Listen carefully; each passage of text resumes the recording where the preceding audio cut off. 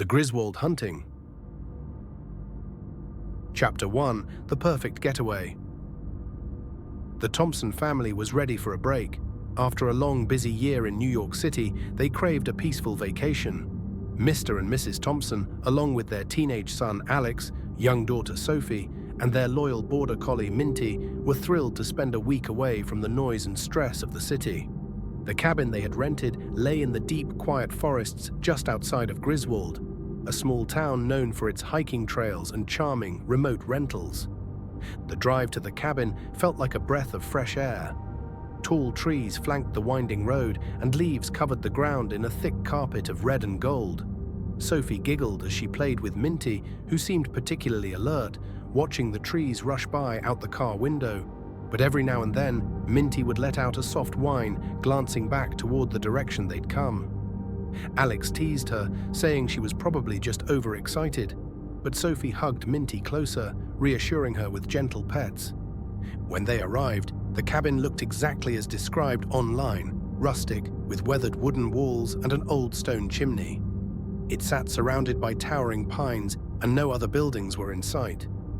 Mr. Thompson opened the car door, taking in the crisp, cool air. "See, Minty, this is going to be great," Sophie said, scratching Minty's ears. But Minty didn't wag her tail or pull toward the cabin as she usually did. She held back, glancing around the cabin's exterior, sniffing the air. She even let out a low growl when they walked up the porch steps, her gaze fixed on the door. Mrs. Thompson laughed lightly. "Minty's just not used to the woods. She'll settle in soon." But something about Minty's watchful eyes gave them all a little shiver. The cabin's interior was charming, but slightly eerie, filled with the faint smell of old wood and damp earth. An ancient rocking chair sat by the fireplace, creaking with every slight draft. Shadows seemed to linger just a little too long as the family moved through the rooms, settling in for the night. Minty paced the perimeter of each room, sniffing around and occasionally stopping to stare at the walls as if listening for something. As the evening wore on, Sophie cuddled up with Minty on the couch while the rest of the family read or unpacked. The fire crackled, filling the cabin with warmth, but Minty stayed tense, her ears perked, and her gaze steady on the front door. When bedtime came, Mr. Thompson closed all the windows and locked the doors. Just as he was about to head to bed, he noticed Minty standing by the door, her fur slightly raised, staring intently at it. "What is it, girl?" he asked softly, scratching her back. But Minty didn't move. She just kept staring at the door, as if something, or someone, was on the other side. Mr. Thompson peeked out the small window beside it, but he saw nothing but shadows cast by the trees under the moonlight. He closed the curtain and decided it was best not to worry. Chapter 2: Strange Happenings. The first night in the cabin was restless for everyone. Minty's low growls and pacing woke the family several times. By morning, the air felt heavier, though Mr. Thompson brushed it off as the forest's dense atmosphere. Sophie was the first to wake, her bright mood lifting the somber air. She and Minty went outside to explore the yard while Mrs. Thompson prepared breakfast. "Look, Minty," Sophie giggled, pointing at a patch of wildflowers near the edge of the tree line. But as they approached, Minty suddenly froze. Her body tensed, and her ears flicked toward the trees. She growled softly, staring into the woods. Sophie looked too, but saw nothing. "Come on, Minty, it's just trees," Sophie said nervously, tugging on Minty's leash. The dog resisted, her focus unbroken, until Sophie finally coaxed her back to the cabin. Inside, things started to feel off. Mrs. Thompson couldn't find the flower she had just placed on the counter, only for it to turn up in the pantry she hadn't opened. Alex swore he heard faint whispers when he went to grab his headphones from the living room. Mr. Thompson dismissed it all as overthinking, but Minty's behavior was hard to ignore. She stayed glued to Sophie's side and barked at empty corners. Later that day, the family decided to explore a nearby trail. It was a beautiful hike through the woods, the sun filtering through the trees and painting the ground with golden light. Minty, however, stayed tense, her ears flicking at every rustle in the leaves. Alex teased her again, saying, "What's wrong, girl? Scared of squirrels?" As the trail looped back toward the cabin, Sophie suddenly gasped. "Minty, my bunny's gone," she cried, clutching her backpack. Her favorite stuffed rabbit, a constant companion, was nowhere to be found. She insisted she had packed it before they left. They retraced their steps but found nothing. "It'll turn up," Mr. Thompson said, trying to calm her down. But Sophie remained upset, clutching Minty's fur for comfort. When they returned, the missing bunny was sitting on Sophie's bed. That evening, dinner was quiet, with an unspoken tension in the air. The family didn't talk about the strange things that had happened. Instead, they tried to focus on relaxing. But when the sun went down, the sense of unease deepened. Minty refused to leave Sophie's side, growling at the shadows flickering on the cabin walls. As the family sat in the living room, Alex suddenly spoke up. "You guys ever notice those weird carvings?" He pointed to the wooden beams near the fireplace. Sure enough, symbols were etched into the wood, faint but unmistakable. They looked like crude drawings, spirals and jagged lines. "They're probably just decorations," Mr. Thompson said, though his voice lacked confidence. Mrs. Thompson frowned. "They look older, like something from a long time ago." Minty barked sharply, startling everyone. Her gaze was locked on the corner of the room where the light didn't reach. She growled, her body stiff as if ready to pounce. "Okay, that's it," Mr. Thompson said, standing up. "Whatever's going on here, we're all tired and we're spooking ourselves. Let's get some sleep." Chapter 3. The Journal in the Walls. The front door had never been unlocked. Mr. Thompson was certain of it. Yet there it was, swaying slightly on its hinges as the cold night air slipped into the cabin. The faint smell of wet soil and pine needles drifted inside, stronger now, like something from the forest had stepped across the threshold. Minty stood in the doorway, her fur raised along her spine, teeth slightly bared.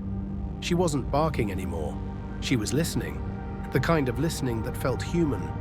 Mrs. Thompson wrapped her arms around Sophie, who was trembling. Alex stood frozen, staring into the darkness outside. No wind, no animals, no movement. Just the trees. Watching, Mr. Thompson shut the door and locked it again. This time he checked it twice. "Probably didn't latch properly," he muttered, though no one believed it. Not even him. Minty did not leave the door. She lay down in front of it like a guard, and she did not sleep. The next morning, no one mentioned leaving. That was the strange part. Any normal family might have packed up and driven straight back to New York, but something about the cabin felt binding. Like unfinished business hung in the air.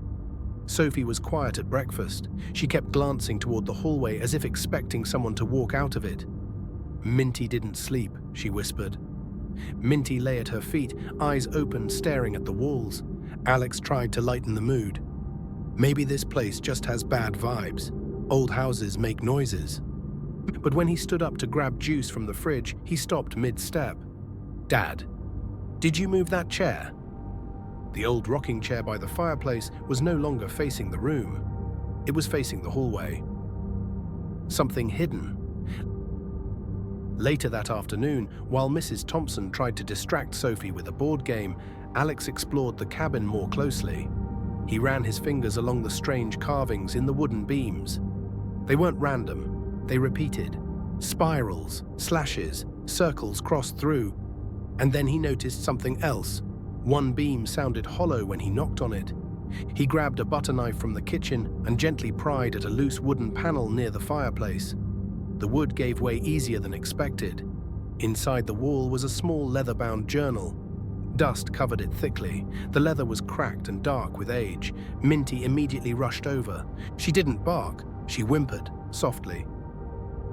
The Journal of Eleanor Greenfield.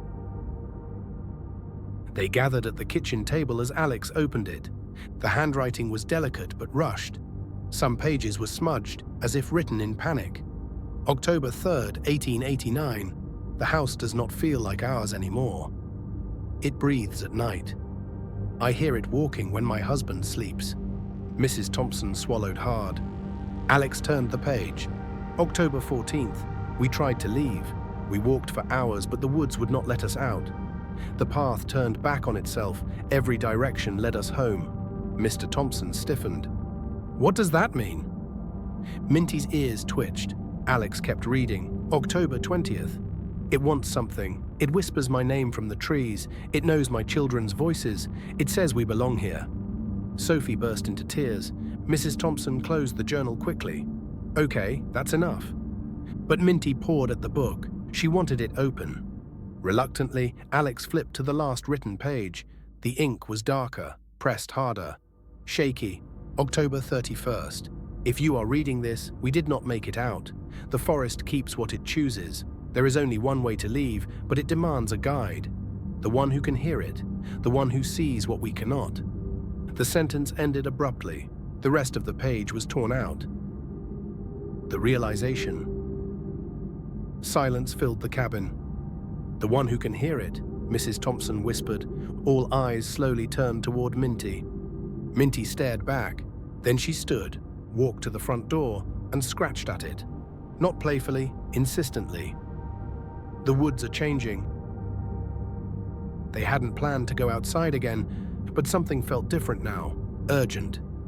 The sky had darkened even though it was still early afternoon. Clouds rolled in thick and low, pressing down on the treetops. Minty stepped off the porch first, then stopped. She sniffed the air deeply and chose a direction, not toward the marked trail, not toward the road, but deeper into the forest. Maybe she just wants to run, Mr. Thompson said, though doubt laced his voice. Minty didn't run. She walked slowly, purposefully, like she knew something. Lost. At first, the forest seemed normal. Birds chirped, leaves crunched. But the deeper they followed Minty, the quieter it became. Too quiet. The trees grew closer together. The light thinned. The air grew colder. Sophie squeezed her mother's hand. It feels wrong. Alex checked his phone. No signal. They had walked only 20 minutes, or at least it felt like 20 minutes. But when Mr. Thompson turned around, the cabin was nowhere in sight, not even a glimpse of the roof, just endless trees. I know we didn't walk this far, he said. Minty stopped suddenly, her body stiff. The wind picked up, and then they heard it, a voice, soft, faint, calling. Sophie's grip tightened painfully around her mother's hand. That's not me, she whispered. The voice came again, this time closer. Alex stepped back, face pale. Minty barked sharply. The voice stopped. Then something shifted between the trees. Not an animal. Too tall, too still, watching them. The fog.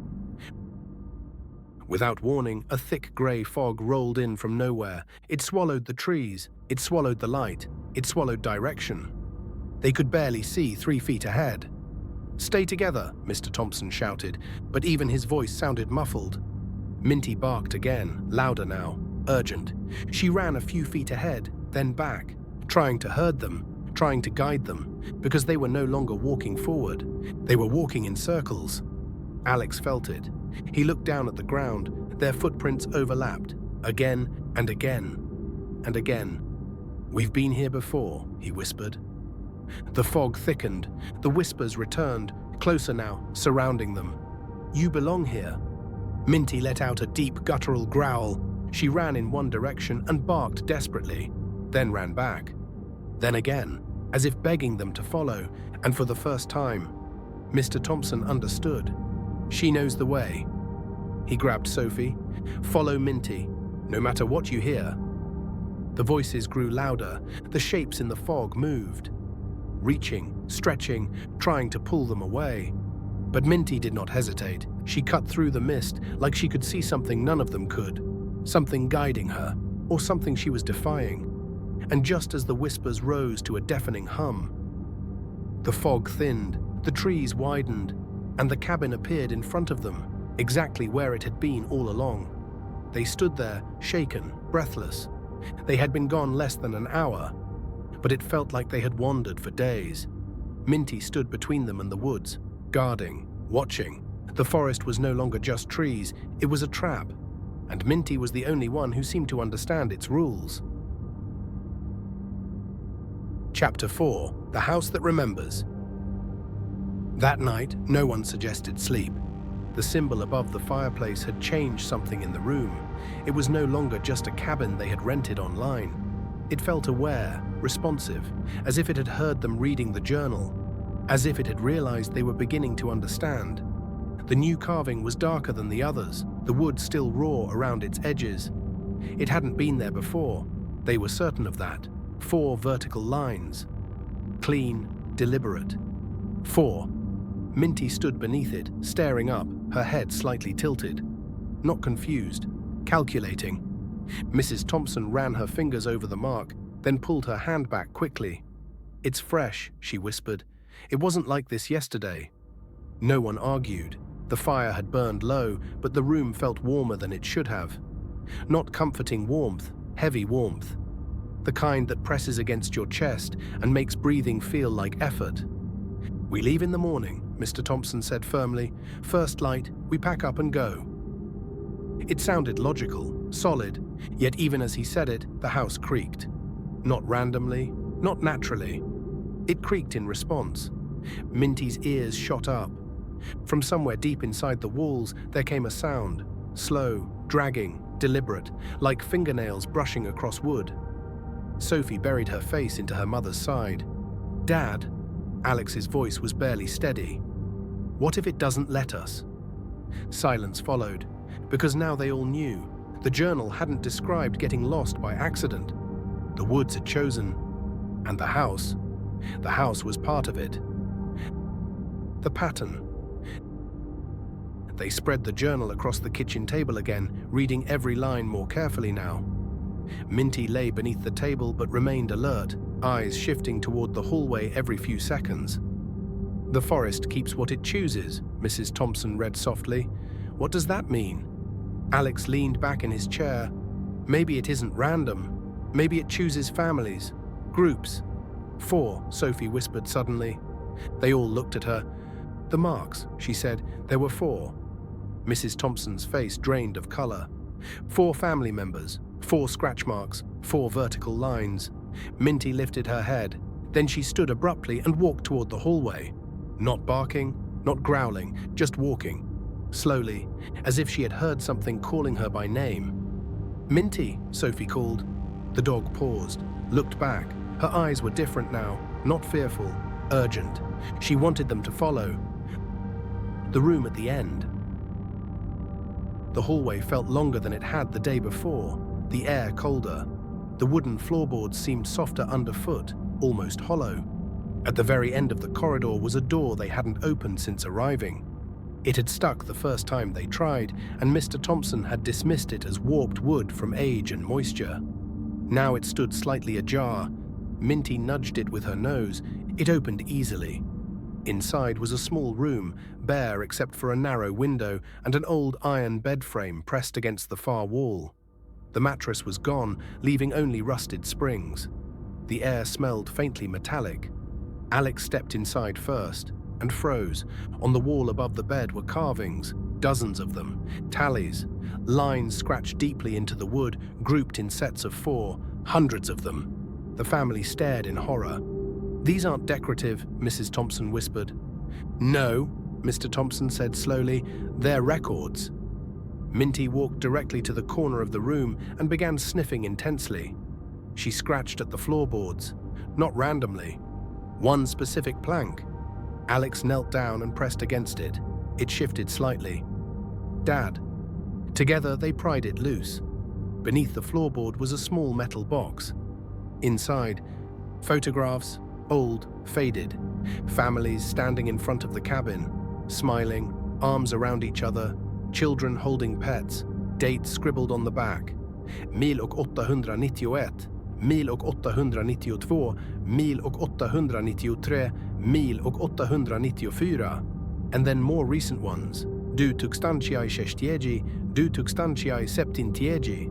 Each photograph had something scratched over it. 4 lines, through each family member. Minty let out a low whine. Sophie began to cry quietly. "It keeps track," she said. No one disagreed. The realization. The journal had mentioned a guide, the one who can hear it. Minty had heard it before any of them, the footsteps, the whispers, the shift in the forest. "She's not just protecting us," Alex said slowly. "She's navigating it." Minty looked up at him, eyes bright and intelligent. She understood more than they did. Mr. Thompson closed the metal box and stood. "We are leaving, now." It was late afternoon, but none of them cared. They grabbed coats, keys, phones, anything within reach. Minty ran ahead to the door. For the first time since arriving, her tail lifted slightly. Hope. They stepped onto the porch together. The forest was silent, too silent. Even the wind had stopped. Mr. Thompson pressed the key fob. The car lights flickered in the distance through the trees. Relief flooded them. They hurried down the path toward the clearing where the car was parked. Minty trotted ahead, and then stopped abruptly. Her body went rigid. The clearing was gone. Where the car had been parked was now dense forest. Trees where there had been none. No road, no tire tracks, nothing. "It's not possible," Mrs. Thompson whispered. Mr. Thompson turned in a slow circle. The cabin was gone too. They were no longer standing on a path. They were standing deep within the woods. The sky above had darkened unnaturally fast, and from somewhere between the trees came the sound of something moving toward them. Not rushing, not hunting, approaching patiently. Minty stepped in front of the family, her stance low, protective. A shadow shifted between the trunks, tall, wrongly shaped. It did not walk like a person. It bent as it moved, as if the forest itself were folding inward. Sophie clutched Minty's collar. "Please," she whispered. The shadow paused, and then it spoke, not in a whisper this time, but clearly. "You were counted." The trees seemed to lean closer. The air grew impossibly cold. Minty bared her teeth, and for the first time, she did not step back. Chapter 5: The Way Out. Minty disappeared into the dark. 1 second she was there, solid, warm, fearless. The next, the forest swallowed her. Sophie screamed. "Minty!" The shadow shifted violently, as if something had collided with it. A low, inhuman sound tore through the trees, half snarl, half shriek. The air vibrated with it. The ground beneath their feet trembled. Then came Minty's bark, not frightened, not hurt, commanding. It echoed through the woods like a signal. "Follow her," Alex shouted. They didn't hesitate, because in that moment they understood something with terrifying clarity. Minty had not run into danger. She had run toward something. A path. The chase. They ran toward the sound of her bark, branches snapping against their arms, roots clawing at their feet. The forest felt alive around them, angry. The shadow moved between the trees, trying to cut them off, stretching unnaturally long, blocking their view. "You were counted," it whispered again, closer now. Mrs. Thompson stumbled, but Mr. Thompson pulled her up. Sophie kept running, tears streaming down her face. Then, a flash of white fur ahead. Minty. She wasn't running blindly. She was weaving, sharp turns, sudden shifts, as if she could see invisible lines drawn through the forest. Behind them, the shadow struck a tree trunk and recoiled violently, as though it had hit something it could not cross. Minty barked again. To the left. They followed. The fog began creeping back in, but Minty cut through it decisively, never slowing. She knew the pattern. The forest may have chosen them, but it had not counted on her. The stone marker. They burst into a small clearing they had never seen before. At its center stood a tall stone marker, carved with the same spirals and slashes from the cabin beams, but this one was older, deeper, worn by time.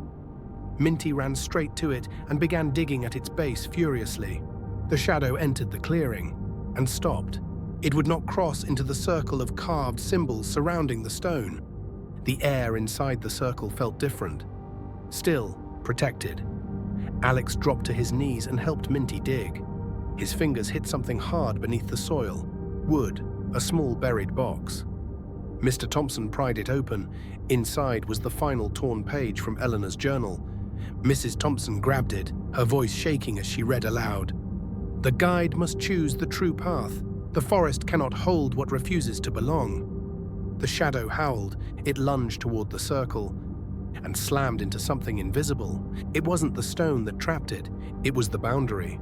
The markings weren't decorative. They were protective. Minty stood at the edge of the circle, staring directly at the shape in the darkness. And then, she barked once, sharp, defiant. The sound echoed outward like a ripple through water. The carvings in the stone began to glow faintly. The forest shifted, not violently this time, but like a curtain being pulled back. The fog lifted, the trees realigned, and beyond the clearing, they could see it, the road, their car, the real one. The choice. The shadow shrank, twisting and folding into itself, its voice now desperate. You were counted. But the words no longer carried power, because something had changed. The forest had miscalculated. It had tried to count 4, but it had forgotten to count the one who could hear it. Minty stepped backward slowly toward the road, never breaking eye contact with the fading shape. Guiding them, always guiding. They crossed the invisible boundary one by one. The moment Sophie stepped over it, the shadow let out a final piercing shriek. And the clearing went silent. The stone marker cracked down the middle. The symbols dimmed, and the forest became just forest again. Morning. They drove all night. No one spoke for miles. When the first signs of New York City appeared on the horizon, Sophie finally whispered, "It can't follow us, right?" Mr. Thompson gripped the steering wheel tightly. No. But Minty, sitting upright in the back seat, kept her eyes on the rear window. Watching, always watching. 1 month later, the cabin listing disappeared from the rental site, as if it had never existed. When Alex searched the map, the road leading to it no longer appeared. Just forest. Endless forest. Mrs. Thompson burned the copied journal pages they had taken, but sometimes at night, Sophie swears she hears soft scratching at her bedroom wall. 4 slow lines. Minty always hears it too. She doesn't bark anymore. She simply walks to Sophie's door and lies down, guarding. In the deep woods outside Griswold, where no marked trail now leads, a new carving slowly etches itself into the wood of an abandoned cabin beam. 5 vertical lines, then 1 more line slashed through them, as if something has been crossed out, corrected, counted differently, and somewhere in the darkness, something is learning, the end.